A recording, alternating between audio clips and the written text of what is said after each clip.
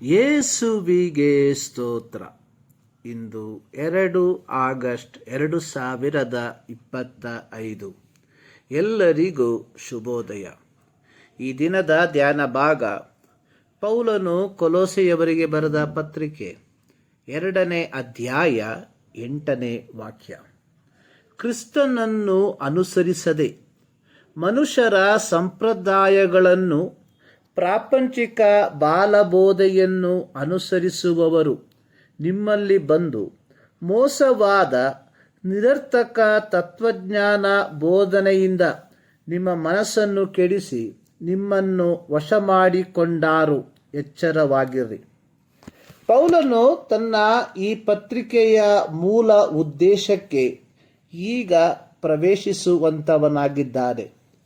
ಮೊದಲನೇ ಅಧ್ಯಾಯದಲ್ಲಿ ಪೌಲನು ಕೊಲೊಸೆ ಸಭೆಗಾಗಿ ಮಾಡಿದ ಪ್ರಾರ್ಥನೆಯನ್ನು, ಯೇಸುವಿನ ಶ್ರೇಷ್ಠತೆಯನ್ನು, ಯೇಸು ಕ್ರಿಸ್ತನಲ್ಲಿ ನಾವೆಲ್ಲರೂ ಯಹೂದ್ಯರೊಂದಿಗೆ ಸಮಭಾಗಿಗಳಾಗಿದ್ದೇವೆ ಎಂಬುದನ್ನು ಹಾಗೂ ಪೌಲನಾದ ನಾನು ಈ ಸೇವೆಗೆ ಸೇವಕನಾಗಿದ್ದೇನೆ ಎಂಬುದಾಗಿ ಹಾಗೂ ಸೇವೆಯ ಮೂಲ ಗುರಿ ಏನೆಂಬುದಾಗಿ ಬರೆದ ನಂತರ 2ನೇ ಅಧ್ಯಾಯದ 1ರಿಂದ 7 ವಾಕ್ಯಗಳಲ್ಲಿ ಪೌಲನು ಕೊಲೊಸೆ ಸಭೆಯ ದೇವಜನರಿಗೆ, ಸುಳ್ಳು ಬೋಧಕರಿಗೆ ಕಿವಿಗೊಡಬಾರದೆಂದು ಹೇಳಿದ ತರುವಾಯ 8ನೇ ವಾಕ್ಯದಿಂದ ಜ್ಞಾನವಾದ ತತ್ವ ಬೋಧನೆಯು ತಪ್ಪಾದದ್ದು ಎಂಬುದಾಗಿ ಹೇಳುವಂತವನಾಗಿದ್ದಾನೆ.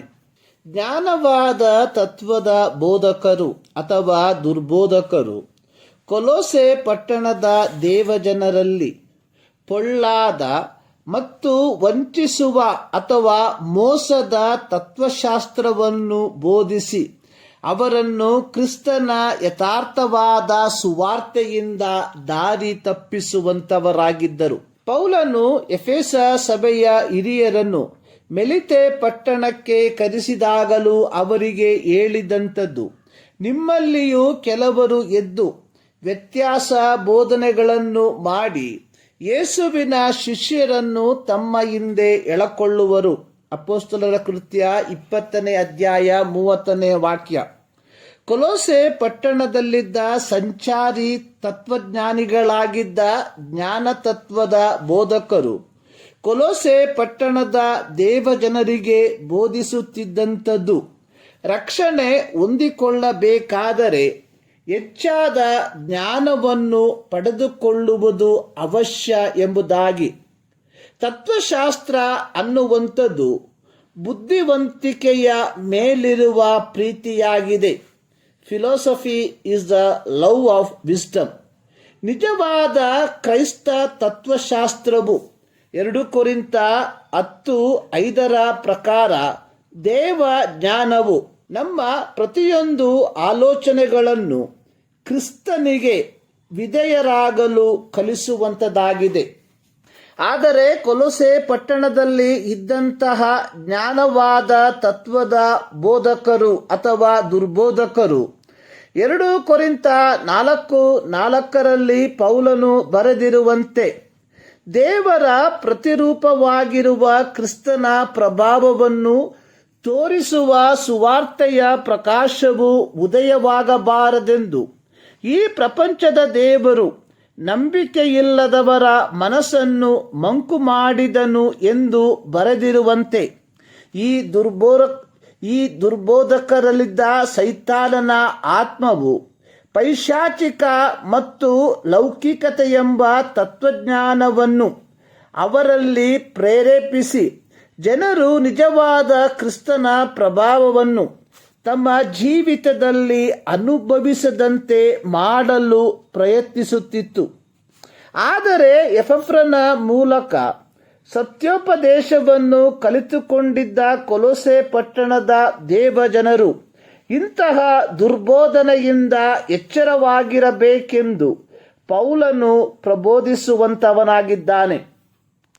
ಪ್ರಿಯರೇ, ಈ 21ನೇ ಶತಮಾನದಲ್ಲೂ 1ನೇ ಶತಮಾನಕ್ಕಿಂತಲೂ 1000 ಪಟ್ಟು ಹೆಚ್ಚಾದ ದುರ್ಬೋಧನೆಗಳು ಸಭೆಗಳಲ್ಲಿ ವ್ಯಾಪಿಸಿರುವಂಥದ್ದನ್ನು ನೋಡುತ್ತೇವೆ.